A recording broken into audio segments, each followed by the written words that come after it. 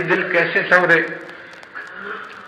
اس دل کے اندر بہت دنیا بسی ہوئی ہے، مال کی محبت، اولاد کی محبت، بیوی کی محبت، پتہ نہیں کسی دوست کی محبت، یہ محبت، کتنی محبتیں ہیں جو اس دل میں بسی ہوئی ہیں، ان کو نکالنا پڑے گا۔ جب یہ محبتیں دل سے نکل جائیں گی نا اور دل بالکل خالی ہو جائے گا تو یہ دل بالکل صاف ہو جائے گا۔ لیکن ان محبتوں کو کیسے نکالیں؟ اس کا طریقہ یہ ہے کہ اللہ کا ذکر کثرت کے ساتھ کرے۔ دل میں جتنی غیر کی محبتیں ہوتی ہیں نا، ماں سوا کی محبتیں ہوتی ہیں، سب نکل جاتی ہیں۔ چنانچہ مفسرین نے ایک عجیب نقطہ لکھا ہے۔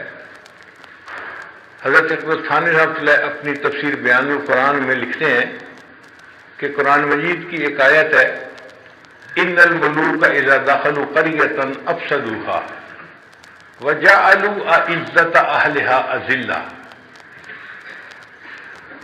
ملکہ بلقیس کو جب سلیمان السلام کا پیغام پہنچا تو اس نے اپنے MNA جو تھے ان سے مشورہ کیا کہ مجھے کیا کرنا چاہیے، تو انہوں نے جواب دیا، فانظری ماذا تأمرین، ملکہ صاحبہ قدم بڑھائیے، ہم تمہارے ساتھ ہیں۔ یہ پرانی رسم ہے، مگر وہ سمجھدار عورت تھی۔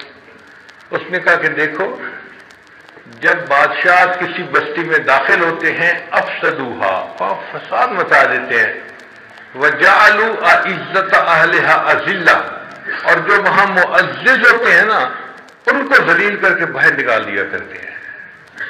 تو میں سلیمان صاحب سے لڑائی نہیں کروں گی، میں خود جاؤں گی اور دیکھوں گی کہ وہ کس حال میں ہے۔ تو حضرت تھانوی رحمۃ اللہ فرماتے ہیں یہ تو اس آیت کے ہیں ظاہری معنی، مگر اس میں ایک بہترین تمثیل بھی موجود ہے۔ وہ تمثیل کیا کہ اگر ملوک سے مراد اللہ کا نام لے لیا جائے، مالک الملک کا نام، اور قریہ سے مراد یہ دل کا قریہ، دل کی بستی لے لی جائے، تو پھر اس آیت کا مفہوم یہ بنے گا، ان الملوک اذا دخلوا قریۃ، جب اللہ کا نام انسان کے دل کے اندر داخل ہوتا ہے، افسدوہا، انقلاب مچا دیتا ہے، وجعلوا اعزۃ اہلہا اذلہ، اور دنیا جو اندر معزز بنی ہوتی ہے اس کو ذلیل کر کے باہر نکال دیا جاتا۔ تو اللہ کا ذکر کثرت سے کرنے سے دل کے اندر سے ما سوا کی محبتیں نکل جاتی ہیں اور انسان کا دل اللہ کی محبت کے لیے خالی ہو جاتا ہے۔ چنانچہ حضرت اقدس تھانوی رحمۃ اللہ کے خلیفہ تھے حضرت خواجہ مجذوب رحمۃ اللہ علیہ، انہوں نے ایک شعر کہا، وہ حضرت تھانوی رحمۃ اللہ کو اتنا پسند آیا کہ فرمایا، اگر میں صاحب استطاعت ہوتا تو 1,00,000 روپیہ اس شعر کے کہنے والے کو انعام کے طور پہ دے دیتا۔ یہ وہ زمانہ تھا جب استاد کی تنخواہ 2 روپے اور 3 روپے ہوتی تھی۔ آپ سوچئے جب 2 روپے اور 3 روپے مہینے کی تنخواہ ہو تو 1,00,000 روپے کی کیا قیمت ہوگی؟ تو حضرت نے فرمایا کہ میں ان کو 1,00,000 انعام دے دیتا۔ اور وہ شعر کیا تھا؟ بہت مختصر، انہوں نے کہا، ہر تمنا دل سے رخصت ہو گئی، ہر تمنا دل سے رخصت ہو گئی، اب تو آجا، اب تو خلوت ہو گئی۔ تو اللہ یہی چاہتے ہیں کہ میرا بندہ خلوت پیدا کر لے اپنے دل میں، پھر میں اس کے دل میں اپنا بسیرا کر لوں گا۔ ہم بیت اللہ کو بیت اللہ کیوں کہتے ہیں؟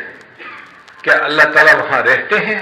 نہیں، اللہ تعالیٰ کی تجلیات ذاتیہ کا وہاں پر ورود ہوتا ہے، اس لیے اس کو بیت اللہ کہتے ہیں۔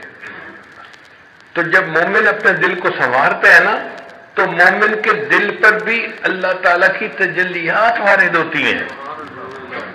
کتنی بڑی نعمت ہے، اور یہ چیز کوئی عام سی نہیں ہے، معمولی سی بات نہیں ہے، یہ اللہ کی بڑی نعمت ہے کہ کسی جگہ پر اللہ کی تجلی آئے۔